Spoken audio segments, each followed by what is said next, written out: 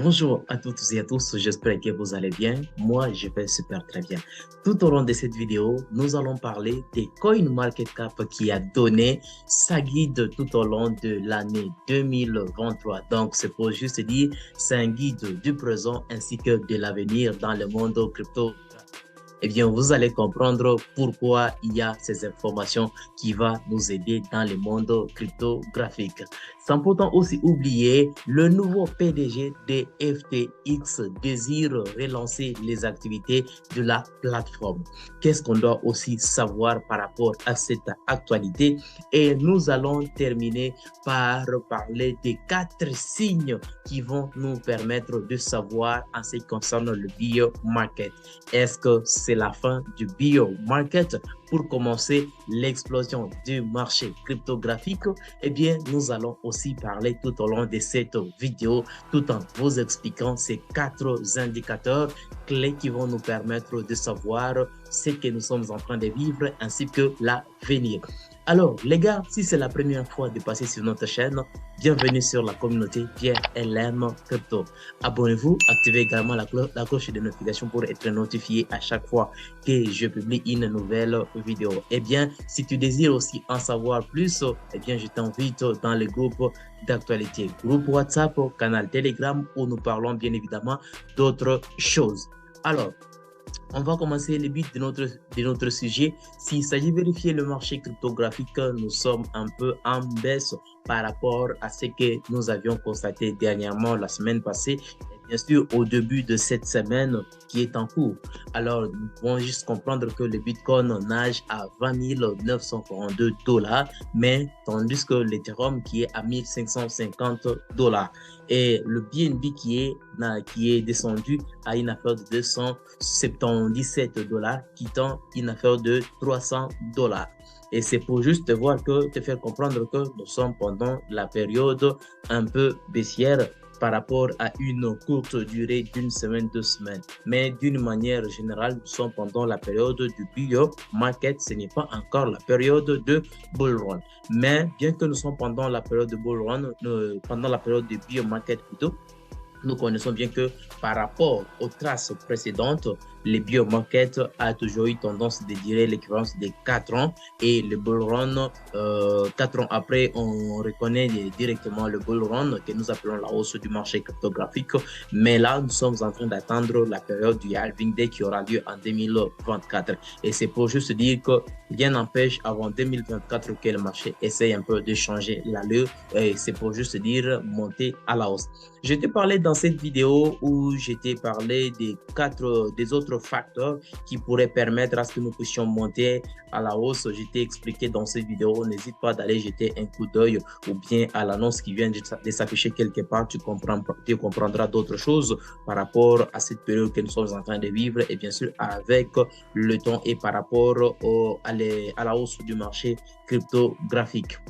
Les gars, commençons par cette nouvelle. On dit que CoinMarketCap lance un guide sur le présent et l'avenir des crypto-monnaies. Eh bien, c'est quoi au juste? Qu'est-ce qu'on va vraiment retenir? Eh bien, ici, tu peux juste comprendre que sur le plan économique, le marché mondial sont confrontés à un environnement de récession difficile avec des défis géopolitiques menés par la guerre russe et les Ukrainiens.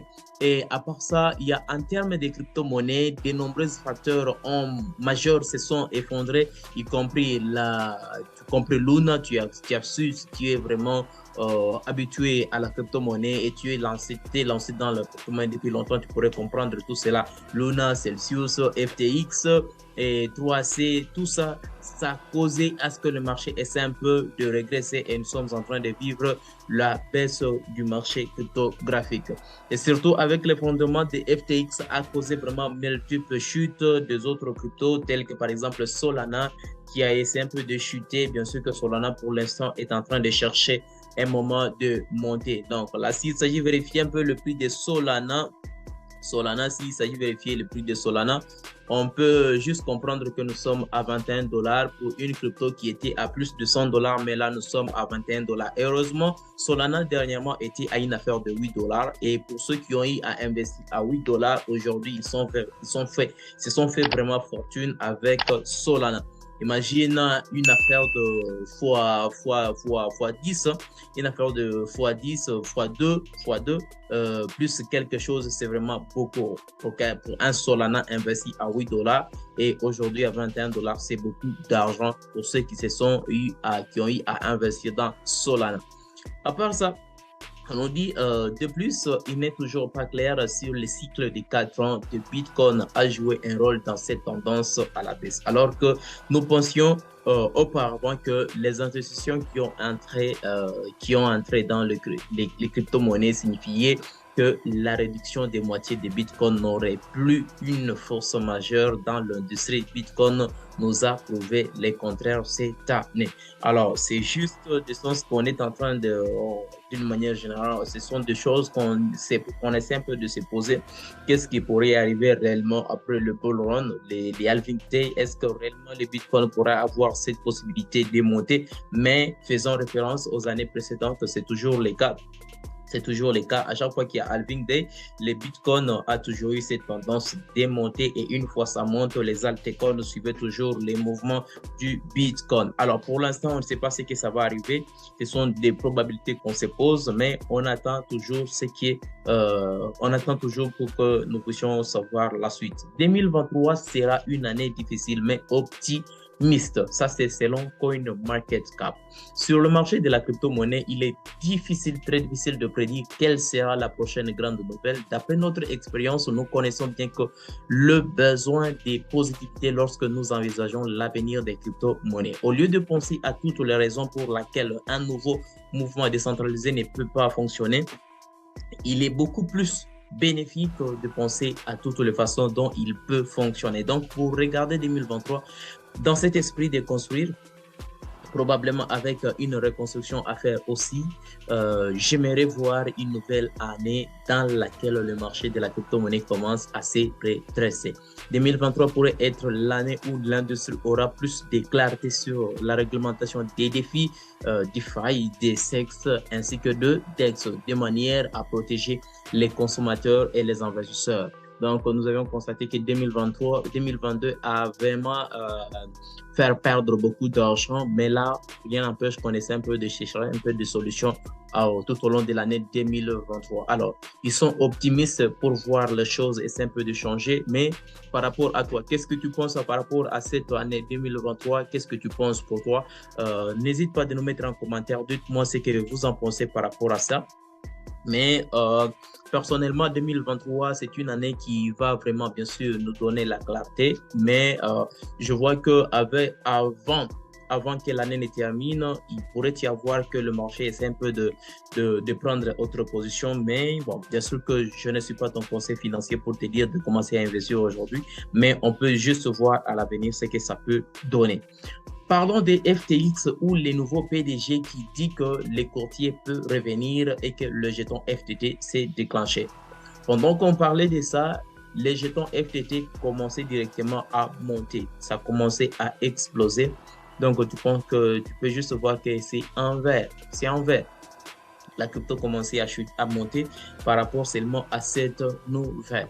Alors, pour l'instant, il y a des gens qui ont eu à investir dans FTT malgré qu'on était pendant la période de baisse, crash de cette crypto, mais on essaie un peu d'investir, quelques-uns essaient un peu d'investir dans le sens de se dire que rien n'empêche que FTT puisse remonter. Et grâce à ce que nous sommes en train de voir, rien n'empêche que FTX puisse faire mieux par après. Donc, John Ray désire relancer FTX tout en payant d'abord les dettes des clients parce que les clients ont vraiment des dettes. FTX a beaucoup de dettes sur les clients parce qu'ils ont eu à perdre beaucoup d'argent. Les clients ont eu à perdre beaucoup d'argent. Alors, les nouveaux PDG essayent un peu de commencer, de chercher des solutions pour payer ses clients. Alors, pour payer les clients, ils doivent commencer à vendre d'autres actions. Alors là, nous attendons voir l'avenir, ce que ça va nous donner, Mais de l'autre côté, Sam Brown, l'ancien PDG de FTX, qui félicite, qui félicite les nouveaux PDG de pouvoir relancer les courtiers FTX. Alors, on doit juste être patient pour voir ce que ça peut donner. Alors, à toi qui désires investir, par exemple, dans FTT, à toi seul de le faire ou bien de ne pas le faire. Donc, si tu désires risquer, tu peux risquer la mise et voir ce que ça peut donner par après. Mais une fois on lance, par exemple, FTX, rien n'empêche que les choses essaient un peu de remonter. Donc, c'est ce que moi, je peux dire par rapport à FTX. À toi qui est en train de me regarder, qu'est-ce que tu penses par rapport à cette nouvelle? Est-ce que ça pourrait permettre à FTT de monter ou bien ce n'est pas le cas? Mais tu as déjà la réponse par rapport à mon cas. On peut juste attendre, voir à l'avenir ce que ça peut donner. Les gars, nous sommes en train de vivre le bear market. On ne sait pas quand est-ce que ça va prendre fin. On ne sait pas quand est-ce que ça va prendre fin pour commencer la hausse du marché cryptographique.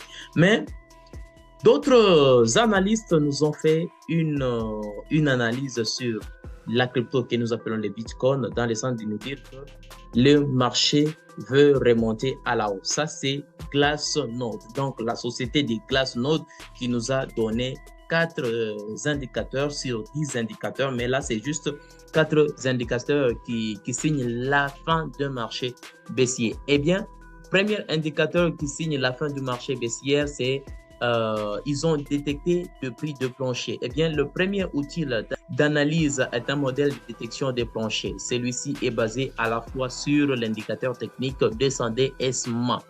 Eh bien, c'est quoi l'utilité de cet indicateur? Je vais juste expliquer tout juste en bas. Et il y a eu aussi un autre indicateur, Realist Capped Hodl Rift, qui est LTH. En français, c'est les vagues de capitalisation réalisées. Eh bien, celui-ci permet de connaître et d'analyser la durée de détection d'un actif par ses utilisateurs. Et les objectifs par rapport à ces indicateurs, c'est analyser les comportements des investisseurs long terme, court terme du Bitcoin, obtenir aussi un aperçu des cycles de prix haussiers et baissiers et comprendre l'équilibre entre les détenteurs de long terme et les nouveaux acheteurs. Ces indicateurs-là, c'est un peu de donner un peu la réalité. Tu peux voir par rapport à ces cours que tu viens de voir, ces graphiques, on peut comprendre que en apercevant ces graphiques, on peut directement comprendre qu'il y a ces mouvements de hausse. Il y a le mouvement de hausse. Si nous essayons un peu de vérifier par rapport aux années précédentes, tu peux juste comprendre que là, c'est la baisse, mais ça monte. Là, c'est la baisse, là, ça monte. Et vu l'allure que nous sommes en train de voir, c'est la montée qui est en train de se préparer.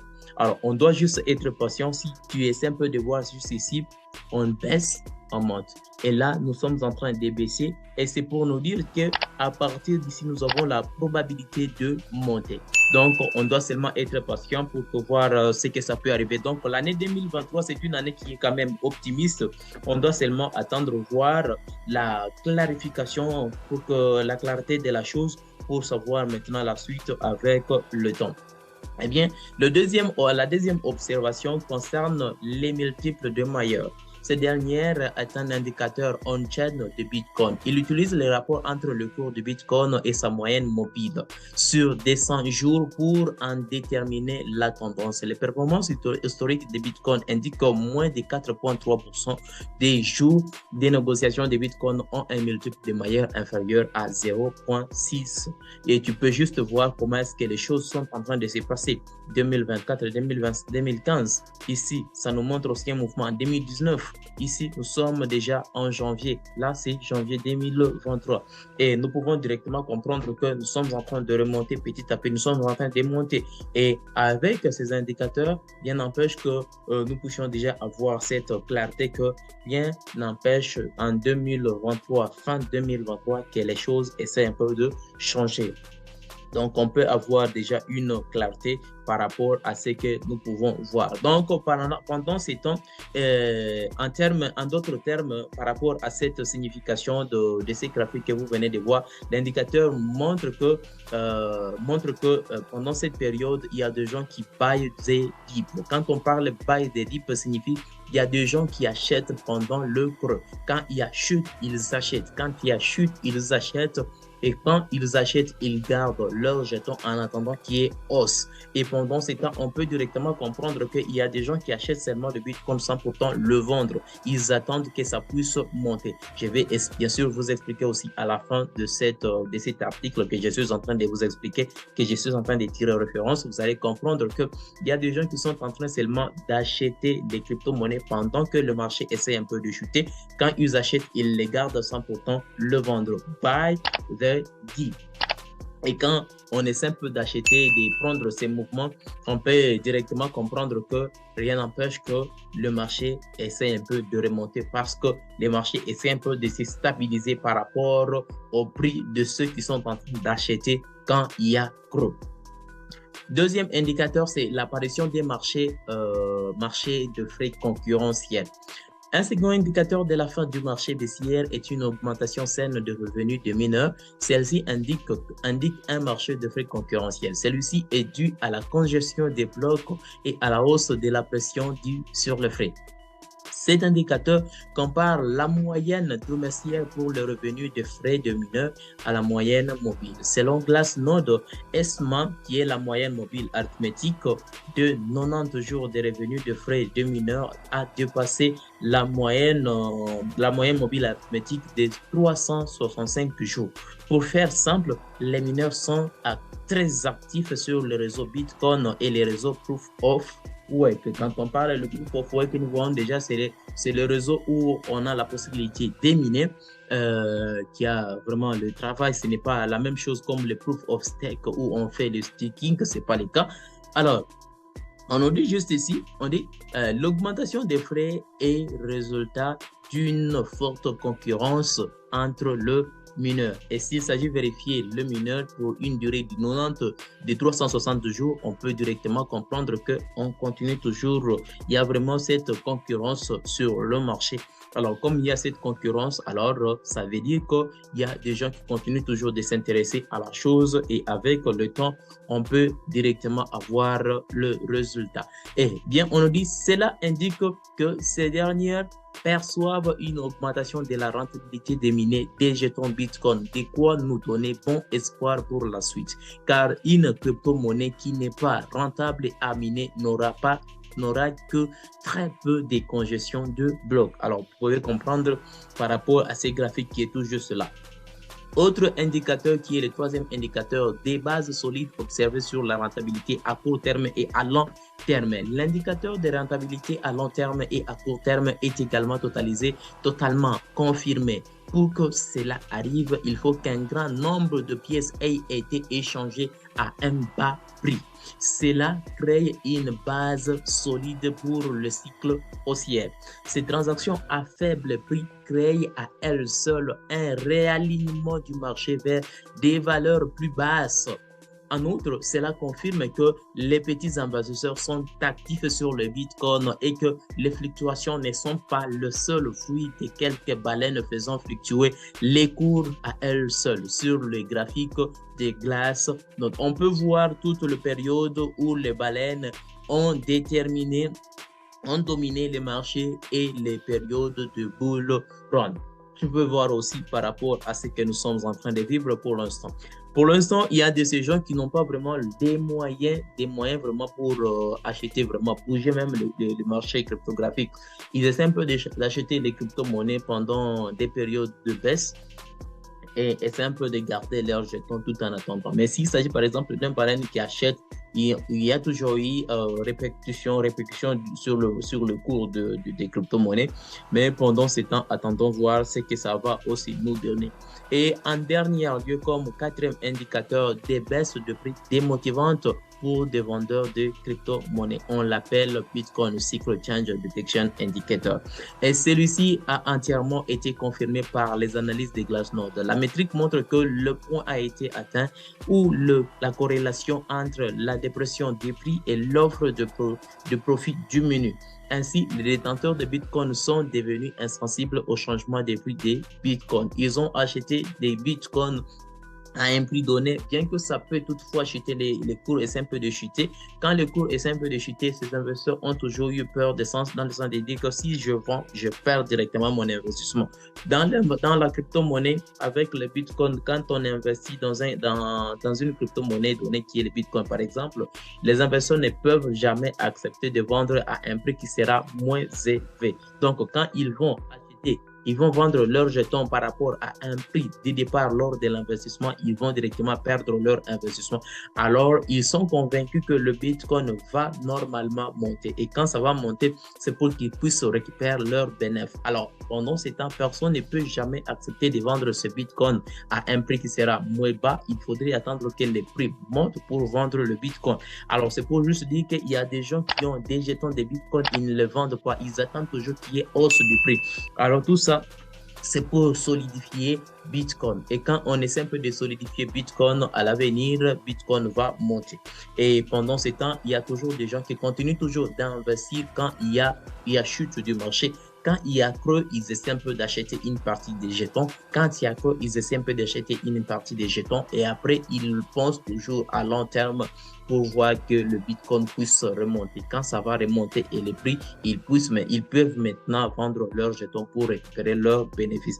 Et c'est de là que nous sommes en train de voir. Attendons voir seulement ce que ça peut arriver si réellement cette baisse est confirmée. Est confirmé, BioMarket est confirmé pour que ce soit la fin ou bien je ne sais quoi, mais attendons voir à l'avenir. Mais selon toi, qu'est-ce que tu en penses par rapport à ce qui vient de se passer, par rapport à ce que tu viens de voir, par rapport à ce que je viens d'expliquer? Dis-moi en commentaire ce que tu penses. Est-ce que c'est la fin du BioMarket ou bien ce n'est pas la fin du BioMarket? Quand on dit la fin du BioMarket, ce n'est pas pour dire c'est dans une semaine, dans un mois, dans quelques jours. Non, ça peut toutefois prendre même quelques mois, même 5 mois, même 6 mois, même 7 mois, même une année, ça peut arriver, mais à long terme, nous pensons que c'est déjà presque la fin du bear market. Alors toi, qu'est-ce que tu en penses? Mettez-nous en commentaire, dites-nous ce que vous en pensez par rapport à ce que nous sommes en train de vivre. J'espère que vous avez compris le contenu de cette vidéo. Les gars, si c'est la première fois de passer sur notre chaîne, bienvenue sur la communauté Pierre LM Crypto. Faites partie de la communauté tout en vous abonnant. Activez également la cloche de notification. Ça nous fera plaisir et n'oubliez pas de partager à d'autres personnes. Ça nous fera toujours plaisir. N'oubliez pas de nous rejoindre dans les groupes d'actualité. Groupe WhatsApp, canal Telegram, les liens dans la description de la vidéo. Les gars, on se retrouve prochainement pour une prochaine vidéo.